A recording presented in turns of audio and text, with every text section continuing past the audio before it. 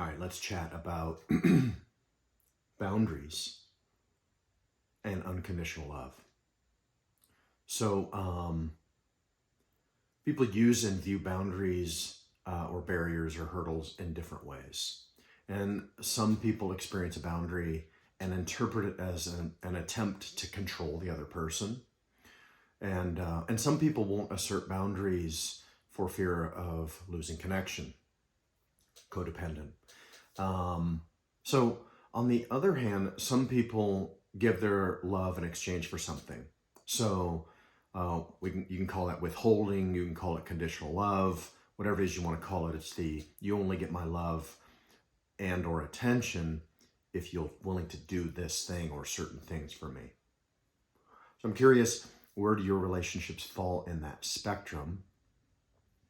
And where do you think the healthy relationship should be in that spectrum? So some of you that are listening to this, your partnerships and marriages and relationships are aligned with those people for the most part. And if that's the case, bravo, rock on. You're one of the fewer and the luckier. So go spread love in the world.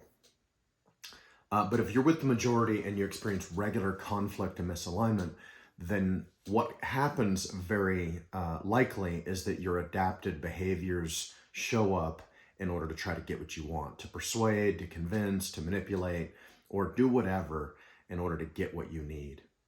So, story time here. I have a friend who's in her mid-30s and who I think is very responsible. She lives a very healthy lifestyle. Her family has always been frugal and has raised her to follow the same financial rules, these unspoken or even semi-conscious, semi-spoken agreements.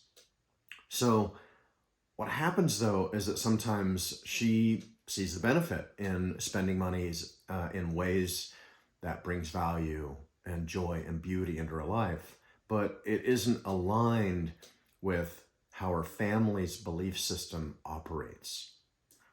So no big deal, right? I mean, she's an adult, and but if she shares these financial decisions with her family, they come down on her and they bust out all kinds of unsolicited, they're disappointed, admonishing type things.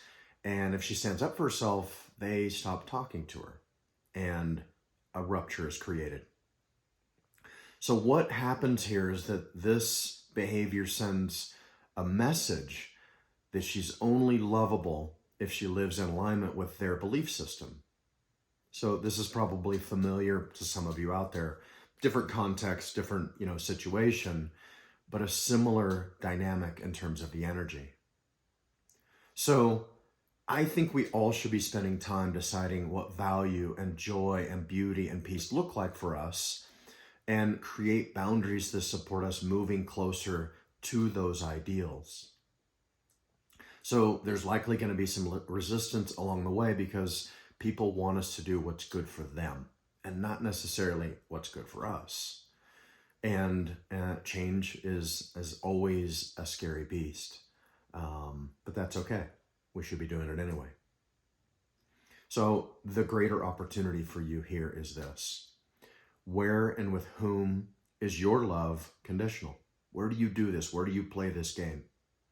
And with whom could you handle to have more clear boundaries? Third question here. What specific steps can you take over the next week or month to work towards more healthy boundaries? Thanks for your time. Have a great day.